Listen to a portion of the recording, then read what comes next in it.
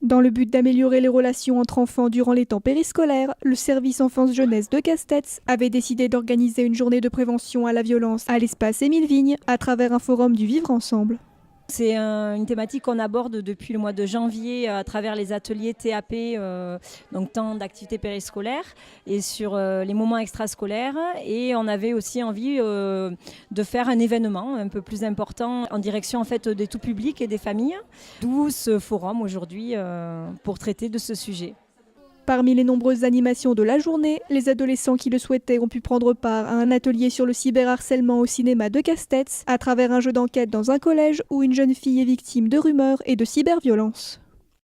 C'est un serious game, donc avec les enfants, on doit chercher des indices pour résoudre l'enquête. Au fur et à mesure, on progresse dans l'enquête et on découvre le vrai scénario. Qu'est-ce qui s'est passé? C'est une bonne intro parce que finalement, après, les enfants vont nous raconter leur propre histoire. On a vu cet après-midi qu'il y a beaucoup d'histoires. Aujourd'hui, les enfants, dès l'école primaire, sont sur les réseaux sociaux, malgré une interdiction avant 13 ans. Ils connaissent à peine ce que c'est qu'une donnée. Et alors que la donnée personnelle, c'est vraiment l'enjeu du 21e siècle, ça c'est clair. Un téléphone portable, c'est un outil, c'est un moyen de communiquer, mais il faut bien s'en servir.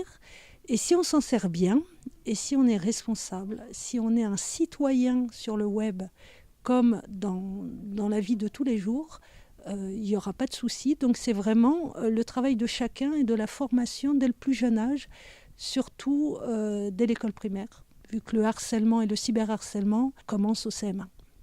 Il faut beaucoup écouter ces jeunes et pousser l'adulte à prendre beaucoup plus en considération leurs paroles et leurs nouveaux soucis. On doit, en tant que parents, en tant qu'adultes, en tant qu'enseignants, accompagner ces jeunes à avoir une bonne hygiène numérique.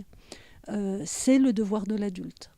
En effet, si le forum était principalement dédié à la jeunesse, il visait aussi les adultes qui ont un rôle important à jouer dans l'éducation de leurs enfants. On est parti du fait que nous, en tant qu'adultes, on a à montrer aussi l'exemple aux enfants, d'où cet intérêt de mener des ateliers en direction des enfants, mais également en direction des adultes, justement, puisque pour nous, l'adulte, d'abord, doit être un exemple pour l'enfant. Donc voilà, l'idée, c'est créer peut-être un peu plus de bien-être, ou en tout cas essayer de tendre vers ça. Ce premier forum a été un succès et il devrait, si tout va bien, revoir le jour l'année prochaine. On sent que c'est un sujet qui interpelle, qui intéresse.